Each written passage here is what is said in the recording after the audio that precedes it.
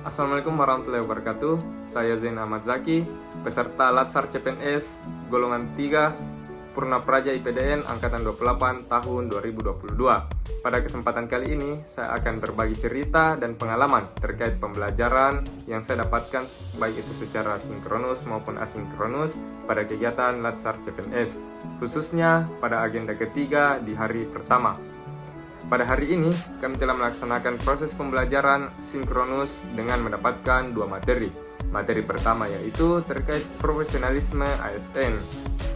Apa itu profesionalisme ASN? Tadi kami sudah mendapatkan penjelasan terkait profesionalisme ASN. Dalam profesionalisme ASN ada 5 hal penting yang menjadi materi yang harus dipahami oleh seorang ASN dimanapun berada di Indonesia ini. Apa itu? Yang pertama yaitu adanya tren global atau tantangan masa kini, yakni ada 4. Yang pertama, menurunnya kepercayaan publik dalam sistem politik, baik itu terhadap pejabat politik, institusi, dan para ahli. Kemudian tantangan yang kedua yaitu kemajuan teknologi telah mengubah gaya dan memporak-pondakan banyak pekerjaan, termasuk pekerjaan yang dilaksanakan atau yang dilakukan oleh ASN. Yang ketiga, adanya tuntutan terhadap pelayanan publik harus lebih baik pada era digital saat ini. Kemudian yang keempat yaitu adanya tantangan bagi birokrasi untuk menyesuaikan dengan lingkungan eksternal yang berubah sangat cepat. Kemudian dengan adanya tantangan tersebut, maka dilakukan transformasi sektor publik. Transformasi sektor publik ada 3, yaitu mempertahankan kepercayaan publik. Yang kedua, menuju pelayanan digital, meningkatkan pemanfaatan teknologi. Dan yang ketiga, membangun kompetensi baru bagi ASN dan organisasi ASN.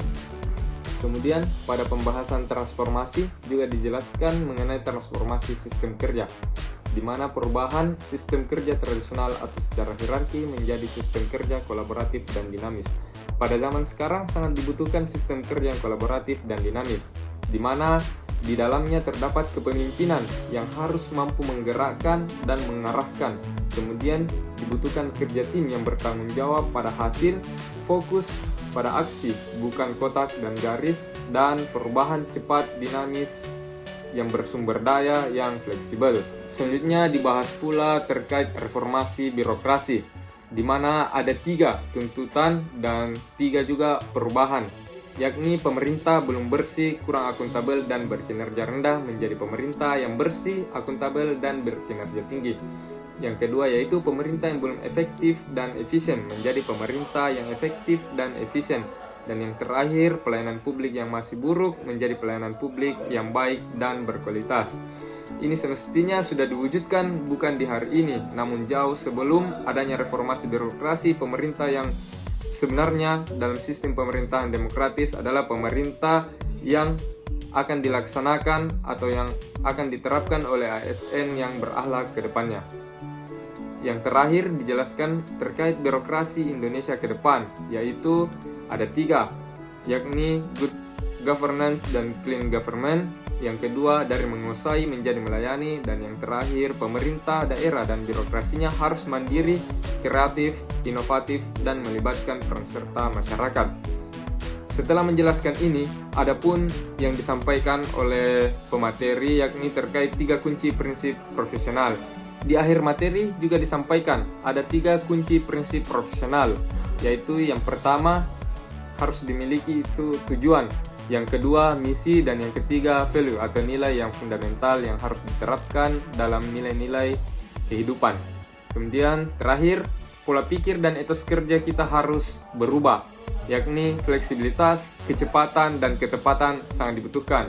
Efisiensi, kolaborasi, dan penggunaan teknologi harus diprioritaskan. Kedisiplinan dan produktivitas nasional harus ditingkatkan. Setelah mendapatkan materi terkait profesionalisme ASN, selanjutnya kami menerima materi kedua yang dibawakan oleh Bapak Dede Waldi, SOS MH, yang terkait manajemen ASN.